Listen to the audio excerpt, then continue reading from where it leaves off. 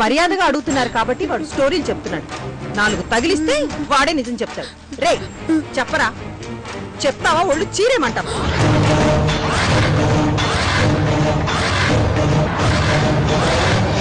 ఎంత ధైర్యమే నీకు? నా చెయ్యి పట్టుకుంటావా? తప్పు చేయని వాడుకుంటే ధైర్యం ఇంకెవ్వరికీ ఉండదు. తప్పు చేస్తే కొట్టాలి గాని చేశాడో లేదో తెలియకుండా కొట్టకూడదు నాన్న.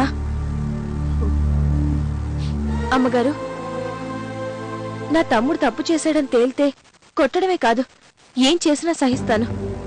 కానీ ఏ తప్పు చేయకుండా తప్పు చేశాడో లేదో తేలకుండా నా తమ్ముడిని ఎవరేమన్నా సహించను. అవసరం అనుకుంటే చస్తాం గాని తప్పులు చేస్తూ బతకవలసిన నీచమైన బుద్ధులు మాకు లేవు. పద గణేష్. డబ్బులు దొంగతనం చేయడానికి నేను ఆ గదిలోకి వెళ్ళలేదక్క.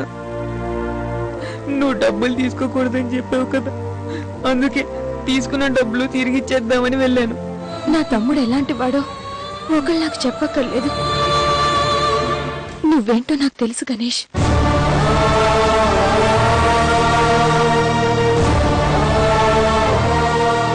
నిన్ను చిన్నప్పటి నుంచి చూస్తున్నాను. నా కళ్ళ ముందు పెరిగావు. నా చేత్తో నీకు గోరుముద్దలు తినిపించాను. నీ బుద్ధి ఏంటో నాకు తెలుస్తుంది తప్ప వాళ్ళకేం తెలుస్తుందిరా? ఇంకెప్పుడు ఎవరి దగ్గర డబ్బు తీసుకోవద్దురా. ఆయన ఇచ్చారక్క, నేను అడగలేదు. సావిత్రి,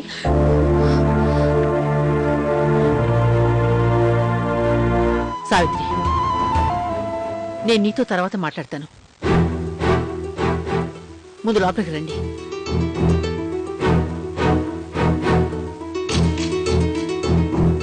దిష్టి బొమ్మలా ఇంకా ఇక్కడే నిలబడ్డావేంటి?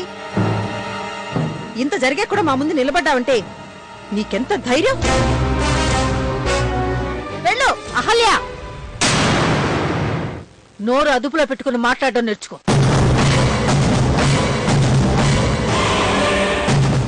సూరయ్య ఎవరనుకున్నావు? ఈ ఇంటి అతిథి. సావిత్రి గాని గణేష్ గాని ఎక్కడికి వెళ్లరు, ఇక్కడే ఉంటారు. నేను రవిశేఖర్కి ఫోన్ చేసి మాట్లాడతాను. గణేష్ చెప్పిందే నిజం. నేను సూరయ్యతో ముఖ్యమైన విషయం మాట్లాడాల్సింది. నువ్వేమైనా మాట్లాడదలుచుకుంటే తర్వాత నా గదికి రా. రా సూరయ్య. నేను నీతో ఓ ముఖ్యమైన విషయం మాట్లాడాలనుకుంటున్నాను.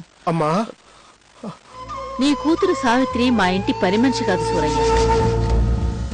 మా ఇంటికొచ్చిన కొద్ది రోజులకే నా కూతురిగా నా మనసులో స్థానం సంపాదించింది. మీరు సావిత్రిని కన్నవాళ్లు. ఆమె జీవితం గురించి ఏ నిర్ణయం తీసుకోవాలన్నా కన్నవాళ్లైన మీకు కాకుండా నాకు అధికారం ఉంటుందా చెప్పు? నేను పేరుకు మాత్రమే తండ్రి. ఒక తండ్రిగా కన్నబిడ్డలకు పట్టెడు అన్నం కూడా పెట్టలేకపోయాను. సావిత్రి పెళ్లి గురించి మీరేం దిగులు పడక్కలేదు సూరయ్య. సావిత్రి పెళ్లి ఖర్చు మొత్తం నేనే చూసుకుంటాను.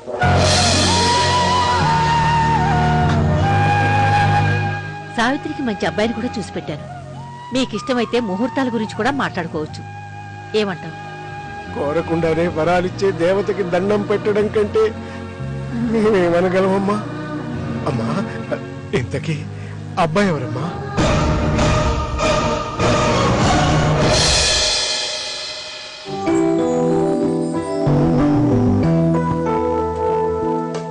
ఏంటి సావిత్రి, ఎక్కడున్నావేంటి?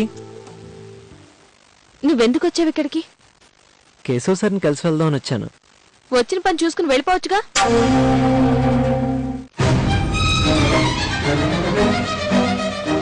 ఏంటి సావిత్రి, చిరాగ్గా మాట్లాడుతున్నావేంటి? నేను ఇలాగే మాట్లాడతాను. నాకు ఇలా మాట్లాడటమే వచ్చు. నువ్వెంత కోపంగా ఉన్నావని తెలిస్తే నీ దగ్గరికి వచ్చి ఉండేవాడిని కాదు. కేశవ్ గారిని కలుసుకుని వెళ్ళిపోయేవాడిని. అంటే నాకు కోపం రాకూడదా? నేను మనిషిని కాదా? నేను కోపంగా ఉండడం, నేను కోపంగా మాట్లాడడం నీకు ఇష్టం ఉండదు అంతేగా? నువ్వే నన్ను ఇష్టపడక్కర్లేదు. వెళ్ళిక్కడి నుంచి.